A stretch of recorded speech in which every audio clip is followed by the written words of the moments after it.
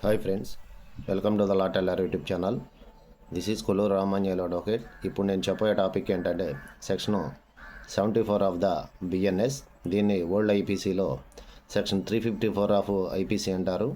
ఈ యొక్క కేసు యొక్క ముఖ్య ఉద్దేశం ఏంటంటే assault and criminal force to women with intent by outrage her modesty, attempt to rape అనమాట. అటెంప్ట్ చేయటం ఈ యొక్క సెక్షను భారతీయ న్యాయ సంహితలోనే సెక్షన్ 74 అనే సెక్షను ఈ అటెంప్ట్ టు రేప్ అనేది ఈ సెక్షన్ని డీల్ చేయడం జరుగుతుంది.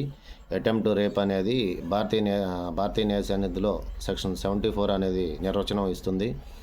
అలాగే ఓల్డ్ ఐపీసీలో దాన్ని 354 అంటారు, అటెంప్ట్ టు రేప్ అంటారు. అంటే ఏంటంటే రేప్ చేయడానికి ప్రయత్నించడం, ఉద్దేశపూర్వకంగా శారీరకంగా లైంగికంగా ఆమెను అనుభవించాలనే ఉద్దేశంతో ఒక అమ్మాయిని రేప్ చేయడానికి ప్రయత్నించడాన్ని ఈ యొక్క భారతీయ న్యాయ సంహితలోనే సెక్షన్ 74 అనేది outrage her modesty, assault and criminal force to women with intent to outrage her modesty.